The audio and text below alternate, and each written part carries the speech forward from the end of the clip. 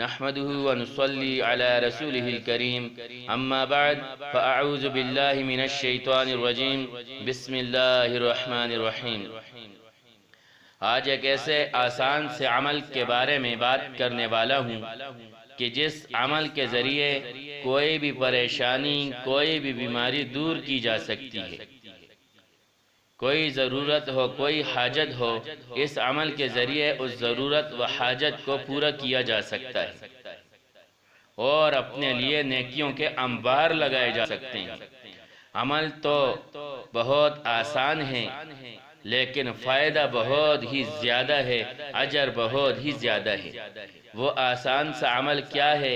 صحیح بخاری کی روایت ہے، آپ علیہ السلام نے فرمایا، من تعار من اللیل، جس کی رات کو آنکھ کھل جائے، جس کی نیند ٹوٹ جائے، فقال، پھر وہ یہ کلمات پڑھے، لا الہ الا اللہ وحدہ لا شریک لہ، لہ الملک ولہ الحمد وہو علی کل شیء قدیر، الحمدللہ وسبحان اللہ واللہ اکبر ولا حول ولا قوة الا باللہ۔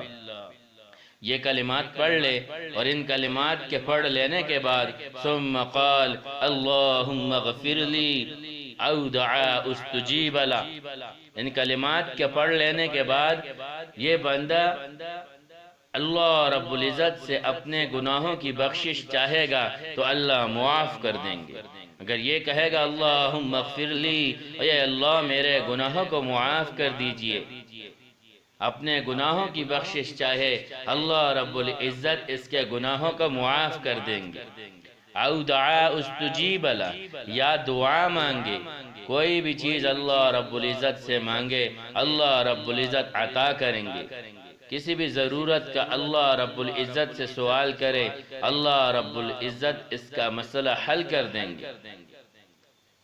فَإِن تَوَزَّأَ قُبِلَتْ صَلَاتُهُ، اور اگر اٹھ کر وضو کرے اور نماز پڑھے تو اللہ رب العزت اس کی نماز کو قبول کریں گے۔ اب ذرا غور فرمائیے کہ کتنا آسان سا عمل ہے۔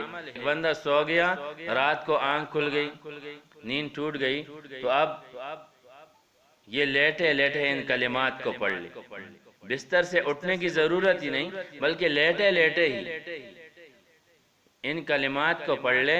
ان کلمات کے پڑھ لینے کے بعد اگر اپنے گناہوں کی معافی مانگے گا اللہ سے تو اللہ اس کے گناہوں کو معاف کر دیں گے، اور اگر کوئی ضرورت ہے، حاجت ہے، کوئی پریشانی ہے، کچھ بھی اللہ رب العزت سے مانگے گا تو اللہ رب العزت عطا کر دیں گے۔ او دعا استجیب لہ، جو بھی دعا مانگے گا اللہ رب العزت اس کی دعا کو قبول کریں گے۔ اور اگر اٹھ جائے، وضو کر لے، وضو کر لینے کے بعد نماز پڑھے، اللہ رب العزت اس کی نماز قبول کریں گے۔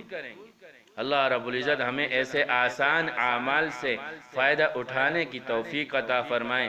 وآخر دعوانا ان الحمد للہ رب العالمین۔